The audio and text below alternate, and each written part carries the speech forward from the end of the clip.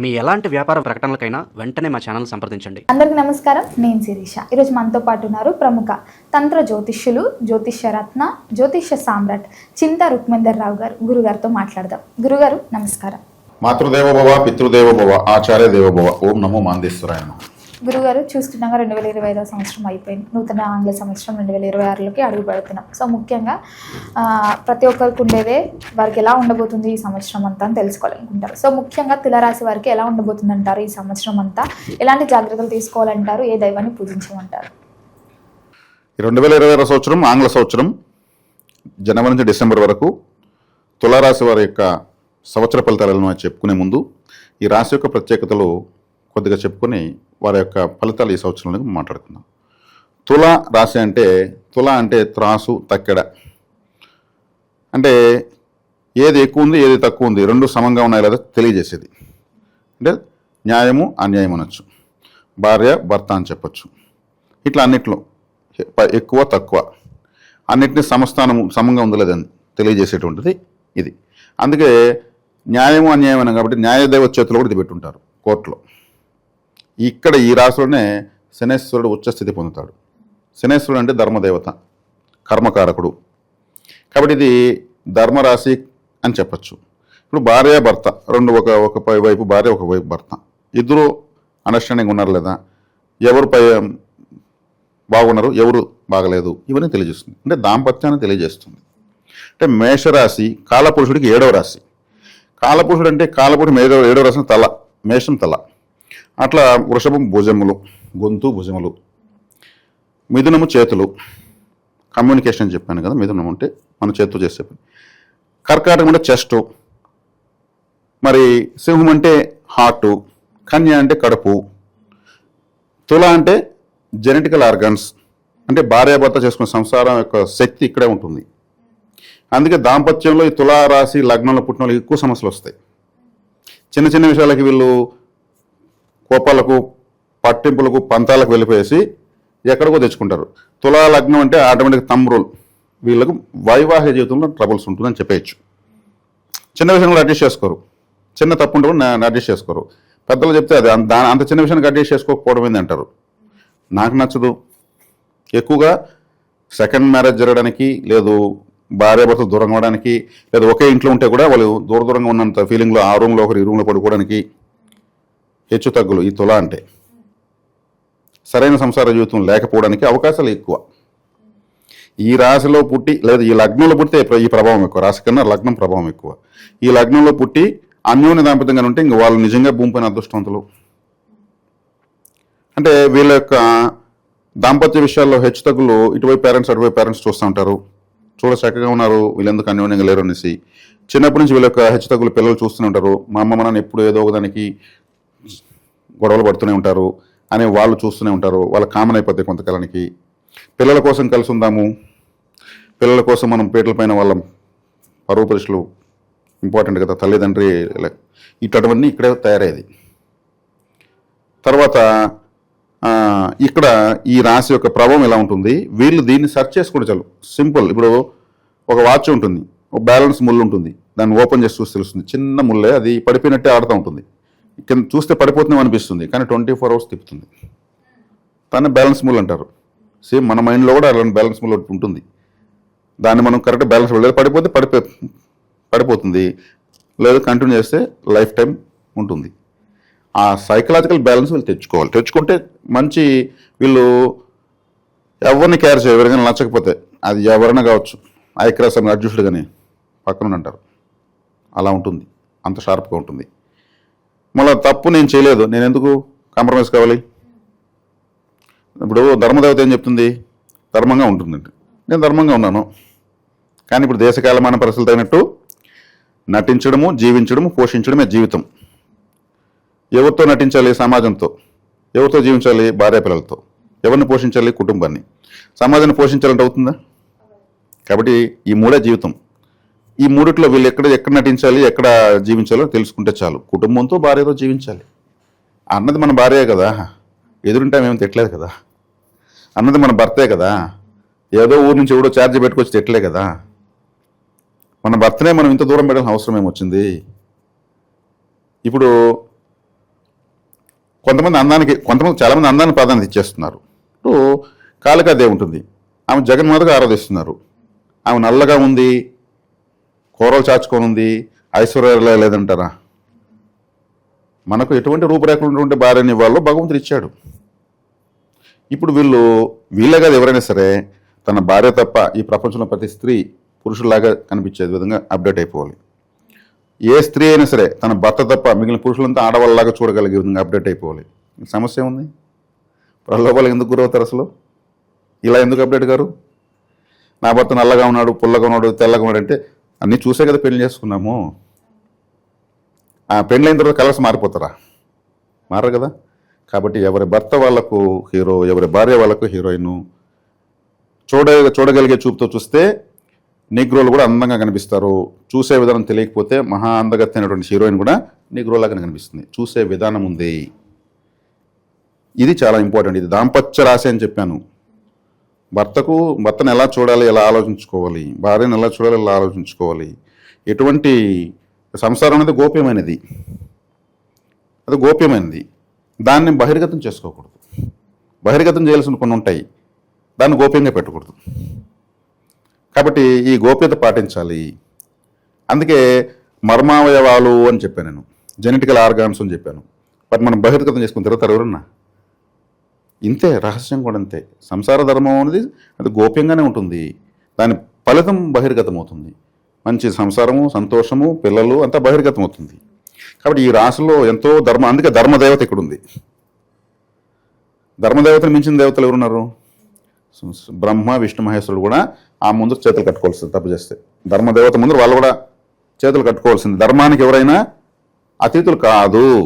ఎంతటి వారైనా కోర్టులోకి వెళ్ళి, ఒక దేశ ప్రధాని కావచ్చు, ఇంకొకరు కావచ్చు, కోర్టులోకి వెళ్ళి ధర్మదేవత ముందు నిలుచుకుంటున్నారు వాళ్ళు. అది ధర్మ రాశిది. ఇది ఈ తులారాశి వాళ్ళకు మనం ఈ సంవత్సర ఫలితాలు చెప్పే ముందు చెప్పినటువంటి ప్రత్యక్షమైనటువంటి విషయాన్ని మనం తెలియజేసాము. ఈ సంవత్సరం వీళ్ళకి ఎలా ఉంటుంది? వీళ్లకు అనుకూలించేటువంటి గ్రహము ఈ రాశిలోని శనేశ్వరుడు ఉచ్చ పొందుతాడని చెప్పాను. అతను 6వ ఇంట్లో ఉన్నాడు, అది ప్లస్ పాయింట్. 5వ ఇంట్లో రాహు ఉన్నాడు, ప్లస్ పాయింట్. లాభంలో కేతు ఉన్నాడు, ప్లస్ పాయింట్. 9లో గురువు ఉన్నాడు, ప్లస్ పాయింట్. ఈ కాలసర్ప దోషము అనేది ఒకటి ఏర్పడుతూ ఉంది. దానివల్ల వీళ్ళకు 60% బెనిఫిట్, 40% మైనస్, లేదు 70 కూడా వస్తుంది. కాలసర్ప దోషం రాహుకేతుల మధ్యలోనే ఉన్నాయి. ఎందుకు 70% వరకు నేను బెనిఫిట్ అన్నానంటే, ఈ రాశిలో స్వాతి నక్షత్రం ఉంది. స్వాతి నక్షత్రం రాహుదే. నక్షత్రాల్లో స్వాతి నక్షత్రం తెలియని లేరు. ఆ నక్షత్రం అమ్మాయి పుట్టినా, అబ్బాయి పుట్టినా ఎవరికి దోషం లేదు. బిడ్డ పుట్టిన టైంకి ఎవరికి చెడ్డదంటే ఈ నక్షత్రం ఎవరికి అందరికీ మంచిది. ఈ స్వాతి నక్షత్రంలో పడేటువంటి వర్షాలు కూడా అద్భుతమైనవి, తడిస్తే కూడా మంచిది. ముత్యాలు తయారది అప్పుడే. స్వాతి ముత్యం లాంటి మనస్తత్వం నాదే అంటూ ఉంటారు. అద్భుతమైన నక్షత్రం అది. ఆ నక్షత్రం నరసింహస్వామి పుట్టాడు. మనం తినే తేనె, కాఫీ స్వాతి నక్షత్రమే. కమ్మటి పదార్థాలంతా స్వాతి నక్షత్రం. వినడానికి ఆ నక్షత్రం పేరు చెప్తుంటే అంత అద్భుతంగా ఉంటుంది. స్వాతి నక్షత్రం ఉన్న అమ్మాయిని వివాహం చేసుకుంటే వాళ్ళకి లేని అదృష్టం కలిసి వస్తుందంటారు. నక్షత్రానికి అమ్మాయిని తీసుకునేచ్చు, ఇంకా ఆ అమ్మాయికి ఒళ్ళంత నగలు వేసి తీసుకొచ్చుకునేచ్చు అని ప్రాచీన కాలంలో నానుడి. ఆ నక్షత్రానికి అంత ఇది ఉంది. ఆ నక్షత్రానికి అధిపతి ఎవరు? రాహువు. ఈ రాశి ఎవరిది? శుక్రుడిది. శుక్ర రాహువులు ఎవరు? గురు శిష్యులు. వీళ్ళిద్దరు కలుస్తున్నారు 5వ ఇంట్లో, అంటే పంచమ స్థానంలో. కాకపోతే పితృదోష ప్రభావం అయితే ఎక్కువ ఉంది. పితృదోష ప్రభావం ఉంది. కులదేవతను ఖచ్చితంగా ఆరాధించాలి. కులదేవత ఆరాధన చేసేవాళ్ళు జ్యోతిషం అవసరం లేదు. టైంపాస్ కావాలంటే ఆ జోసిడు ఎలా చెప్తున్నాడు, ఈ జోసిడు ఎలా చెప్తున్నాడు అని కావాలంటే చూడొచ్చే కానీ వీళ్ళు చెప్తున్నది మనకేదవుతుంది కానీ భయపడాల్సిన అవసరం లేదు. కులదేవతను మన ఇంటి దేవత, మన కోసం ఉన్న దేవత, మనల్ని కాపాడడం కోసం దేవత. ఇంకా పట్టుకున్నప్పుడు ఇంకా అందరూ దేవతలు పనిచేస్తారు. కాబట్టి కులదేవత ఆరాధన చేయాలి, గరుడారాధన చేసుకోవచ్చు. ఒక విధంగా వీళ్ళకి మృత సంజీవిని యోగం కూడా ఉంటుంది. ఈ రాశి వాళ్ళకు మృత సంజీవిని యోగం అంటే ఎలా ఉంటుంది? శుక్రుడు మృత సంజీవిని విద్య తెలిసిన వాడు శుక్రుడు, చనిపోయిన వాళ్ళు మళ్ళీ బతికించేది. కరోనా రాని ఇంకా ప్రపంచం అంతా కూడా ఎవరు చనిపోతున్నాయి, ఆడవాళ్ళు చనిపోయారు, వీళ్ళకేం కాదు. ఒకవేళ వీళ్ళకే కూడా రాని చివరి నిమిషంలో కోలుకొని వాళ్ళు బయట వచ్చేస్తారు. చచ్చిపోతున్నప్పుడు బయటకు పోయినాడు అంటారు. అది మృత సంజీవిని. చివరి వరకు వెళ్ళినా వచ్చేస్తారు. ఏట్లో కొట్టుకుపోయినా ఆ పక్కన చెట్టు దొరుకుతుంది, దాన్ని పట్టుకుని బయటకు వచ్చేస్తారు. అది మృత సంజీవిని యోగం అంటే. అది శుక్రుడు, రాశ్యాధిపతి శుక్రుడు. రాహు కూడా ఇస్తారు. రాహు కలియుగానికి అధిపతి. కలియుగం ఎవరి చేతిలో ఉందంటే రాహు చేతిలో ఉంది. అది పెద్ద హిస్టరీ. మనం మా సంవత్సర ఫలితాలు చెప్తున్నాం, సపరేట్గా ఉంటే వీడియో చేయొచ్చు. రాహు కింగ్ ఆఫ్ ద కలియుగం. ఆ నక్షత్రం 4 పాదాలతో సంపూర్ణంగా స్వాతి నక్షత్రం ఈ రాశిలో ఉంది. కాబట్టి 5వ ఇంట్లో ఉన్నారు కాబట్టి, కోణస్థితిలో ఉన్నాడు కాబట్టి, లక్ష్మీ స్థానంలో ఉన్నాడు కాబట్టి వీళ్లకు పంచమ స్థాన దోషం రాదు. 6వ స్థానంలో పంచమాధిపతి ఉన్నాడు, శని బ్రహ్మాండంగా ఉన్నాడు, లాభంలో కేతు ఉన్నాడు, భాగ్యంలో గురువు ఉన్నాడు. మ్యాచ్ విన్నింగ్ షాట్ పడేస్తారు, ఇబ్బంది ఏం లేదు. ముఖ్యంగా గురుగారు ఈ ఇయర్లో చూసుకుంటే మరి విద్యార్థులకు ఎలా ఉండబోతుంది అంటారు? విద్యార్థులు బాగానే ఉంటుంది. ఈ విద్యార్థులు ఎట్లా అంటే ఈ రాశిలో పుట్టిన వాళ్ళు హోన విద్యా ప్రవీణులు అవుతారు. హోన విద్య అంటే స్వతహాగా ఏకసంతాగ్రహాలు కావడము, తక్కువ స్థాయి నుంచి ఎక్కువ స్థాయికి పికప్ అయిపోవడము. వీళ్ళకు క్వాలిఫికేషన్ అంటే వీళ్ళ యొక్క వ్యక్తిగతమైనటువంటి ఆలోచన విధానమే. వీళ్ళు చదువుకి వీళ్ళు చేసే పనికి సంబంధం ఉండదు, అతీతమైన టాలెంట్ ఉంటుంది. చదువుకున్న వాళ్ళకి రాన్న ఐడియాలు వీళ్ళకి వస్తూ ఉంటాయి, అట్లా ఉంటుంది. కాబట్టి హోన విద్యా ప్రవీణులు కాబట్టి విద్యార్థులు బాగానే ఉంటుంది. ఈ స్వాతిలో పుట్టిన వాళ్ళు ఎవరు? సాక్షాత్ నందమూరి తారక రామారావు, దాసరి నారాయణరావు స్వాతి నక్షత్రం పుట్టారు, తులారాశి. మెగాస్టార్ చిరంజీవి గారి కూడా తులారాశి ప్రభావితం ఉంది. ఆయన చిత్తాల పుట్టాడు, చిత్తా నక్షత్రం తులారాశిలో ఉంది, కన్యారాశిలో ఉంది. కళలకు గొప్ప గొప్ప కళాకారులకు, ప్రపంచాన్ని శాసించేటువంటి వాళ్ళంతా గొప్ప గొప్పలు తులారాశిలో పుడతారు. అందుకే వాళ్ళు ధర్మబద్ధమైన ఎన్నో పాత్రలు వేసి రంజింపు చేశారు. కాబట్టి విద్యార్థులు బాగానే ఉంటుంది. ఈ రాశిలో పుట్టిన వాళ్ళు విద్యార్థులైనా ఎవరైనా వాళ్ళకి ఇండివిజువాలిటీ ఉంటుంది, ఏదో ప్రత్యేకమైనటువంటి ఒక ప్రత్యేకత ఉంటుంది. ఒక ప్రత్యేకత, ఒక స్పెషాలిటీ, ఒక రికగ్నైజేషన్ ఉంటుంది. నా స్వాతి నక్షత్రమే, నేను తులారాశి. నా క్వాలిఫికేషన్ నేను జ్యోతిష్యం. రాహు అంటే జ్యోతిష్యం, రాహు అంటే శాటిలైట్స్, పరిశోధన, శాస్త్రవేత్త అంటే రాహువే. జ్యోతిష శాస్త్రవేత్త కదా, మరి నాకు జ్యోతిషం వచ్చింది. మేము నాన్ బ్రాహ్మిన్స్, మరి నాకు ఎలా వచ్చేసింది జ్యోతిషం? రాహు అనుగ్రహించాడు, అంతే. కాబట్టి ఇలా ఉంటుంది, విద్యార్థులు బాగుంటుంది. వివాహం జరిగి ఎవరికైతే సంతానం లేదో వారికి సంతాన యోగం ఉందంటారా ఈ ఇయర్లో? సంతాన యోగం ఉంటుంది, ఎందుకంటే సంతానకారుడు భాగ్యంలో ఉన్నాడు, పంచమలో రాహు ఉన్నాడు. పంచమ రాహు మంచోడే, కొంచెం తెలివైనటువంటి సంతానం ఇస్తాడు. పుట్టగానే వాళ్ళు వాళ్ళ యాక్టివిటీస్ అంతా చాలా హైపర్ యాక్టివిటీ అంటారు చూడండి. ఇప్పుడు చిన్నపిల్లలు కూడా పెద్ద పెద్ద స్టేజ్లు ఎక్కి ఏదో చేస్తుంటారు. అది ఏదైనా కావచ్చు, ఒక డ్యాన్స్ కావచ్చు, ఒక స్పీచ్ కావచ్చు, ఇంకొక పాటలు పాడడం కావచ్చు. ఇంత చిన్నపిల్లలు ఎలా పాడుతున్నారు అంటే ఏకసంతాగ్రహంలో నుంచి ఆ రాహు అది ఇస్తాడు. 5వ స్థలం సంతాన స్థలం ఉన్నాడు కాబట్టి రాహు యాంప్లిఫైయింగ్ ప్లానెట్ అని చెప్పి నేను అంటే వెదజల్లుతాడు. ఆయన సంతాన స్థలం ఉన్నప్పుడు ఏం చేస్తాడంటే ఆ భావాన్ని ఇంకా ఎక్కువగా ఇచ్చేస్తాడు. కాబట్టి వీళ్ళకు రాహుకాలం కూడా కలిసి వస్తుంది. రాహు శుభకార్యమైనప్పుడు రాహుకాలం కలిసి వస్తుంది. Silver colour, maroon colour, ash colour, grey related colours ఇవన్నీ కలిసి వస్తాయి. తేనె కాఫీ ఎక్కువ తీసుకోవచ్చు, బాగుంటుంది. అదేవిధంగా పులిహోర బాగా తినచ్చు, సుబ్రహ్మణ్య ఆరాధన, కంచి కామాక్షి ఆరాధన బాగా చేయొచ్చు. ఇది రాష్ట్ర వాళ్ళకు స్పెషాలిటీస్ ఎక్కువ. అలాగే గురుగారు ఈ సినీ రంగాల వారికి అలాగే రాజకీయ రంగంలో వారికి ఎలా ఉండబోతుంది అంటారు? రాజకీయ రంగంలో అంటే ఈ రాశిలో పుట్టిన వాళ్ళు రాజకీయ సలహాదారులుగా బాగా పనిచేస్తారు. వీళ్ళు ముఖ్యంగా వాచ్ కట్టకూడదు, వాచ్ డిజిటల్ వాచ్ కట్టాలి. ముళ్ళు, పెద్ద ముళ్ళు, చిన్న ముళ్ళు, సన్న ముళ్ళు వాచ్ కట్టకూడదు. వీళ్ళు డిజిటల్ వాచ్ నెంబర్లు ఇలా పడుతూ అది రాహు. ముండ్లు ఉండి తిరుగుతుంటే సూర్యుడు వీళ్ళకి పాపగ్రహం, పాప యొక్క సంబంధ వస్తువు వీళ్ళు కట్టకూడదు. డిజిటల్ వాచ్ కట్టచ్చు, బాగుంటుంది, టైం కలిసి వస్తుంది. లేదంటే వాల్ క్లాక్స్ శివాలయంలో కానుక గిఫ్ట్గా పెడతా ఉండొచ్చు, టైం కలిసి వస్తుంది. ఏదైతే కలిసిందో ఆ వస్తువును మనం ఇవ్వాలి, కలిసి వచ్చేదాన్ని స్వీకరించాలి. అదే రాజకీయ రంగంలోనూ వీళ్ళు ఇది కళారంగం అని చెప్పేసిన మనిషి జీవితంలో ప్రతి ఒక్కటి ఒక కళే కదా. కాబట్టి కళారంగానికి నిలయం ఇది. కాబట్టి ఏ కళలోనే వీళ్ళు రాణిస్తారు. ఇండివిజువాలిటీ ఎక్కువ అని చెప్పాను, అది కాకపోతే ఇది కాకపోతే జీవితంలో దూరేస్తారు. పూర్ణ విద్య అంటే స్వతహాగా నేర్చుకునేస్తారు. కాబట్టి వీళ్ళకు ఈ రాష్ట్రంలో అన్ని రంగాల వాళ్ళకి ఈ సంవత్సరం బాగుంది, సంపూర్ణంగా ఇది చెప్పొచ్చు. రైతులకు ఎలా ఉండబోతుంది? ముఖ్యంగా రైతులకు ఎత్తుకుంటే మినుముల పంట, నూగుల పంట, నల్లపు రంగు రిలేటెడ్, బ్లాక్ రిలేటెడ్, బూడిద రంగు పంటలు ఇట్లాంటివన్నీ బాగా చేయొచ్చు. అంటే ఆ లీవ్స్ అంటే ఆకులు, ధాన్యాలు ఈ టైప్ ఈ కలర్స్ ఏదైతే కలిసి వస్తాయో ఆ కలర్స్లో ఉన్నవన్నీ చేసుకోవచ్చు. ఇక మట్టి కూడా అలాంటి రంగులు ఉంటాయి, ఎరుపు రంగు మట్టి, నల్ల మట్టి ఇట్లంతా అంటుంటారు కదా. ఆ విధమైన మట్టి ఉన్న వాళ్ళు కూడా బాగా పంటలు కలిసి వస్తాయి. తుల అంటేనే వ్యాపారం, ప్రపంచ వ్యాపారం అంతా తులారాశిలో ఉంటుంది.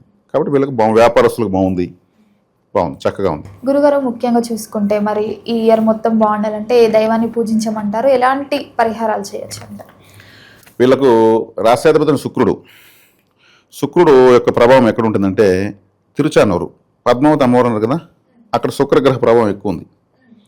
అక్కడ తరచూ వెళ్ళొస్తూ ఉంటే ఈ రాశి యాక్టివేట్ అవుతూ ఉంటుంది. అదేవిధంగా రాహు ప్రభావం ఎక్కువ ఎక్కడ ఉంటుంది, శ్రీకాళహస్తి వెళ్ళొస్తుంటే వీళ్ళ రాహు యాక్టివేట్ అవుతుంటాడు. అక్కడ వెళ్ళి దర్శనం చేసుకొని రావాలి. ఇతర పూజలు ఆ పూజలకి డబ్బు ఉండిలో వేసేయండి. ఆలయ అభివృద్ధికి మనం పాటుపడాలి కాబట్టి. అదేవిధంగా శుక్రుడి యొక్క ప్రభావము శ్రీరంగం, తమిళనాడు శ్రీరంగం ఉంది. శ్రీరంగం టెంపుల్ శుక్రగ్రహ ప్రభావంలో ఉంటుంది. అక్కడికి వెళ్ళి పుణ్యక్షేత్రంలో నిద్ర చేయాలంటారు. అక్కడ పోయి నిద్ర చేయడం వల్ల మన నెగిటివ్ లాగేస్తుంది, క్షేత్రం పాజిటివ్ లోడ్ అయిపోతుంది. నెగిటివ్ వదిలేసి పాజిటివ్ లోడ్ చేసుకొస్తాం. ఇట్లా గ్రహాలకు సపరేట్గా ఆలయాలు ఉన్నాయి.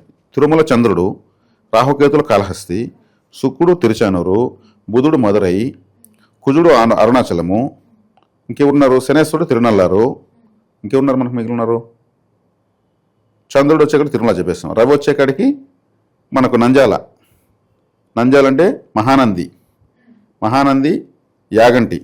నందీశ్వర బలం ఎక్కడ ఎక్కువ ఉంటే అక్కడ రవి బలం బాగుంటుంది. లేదంటే ప్రాచీన శివాలయము.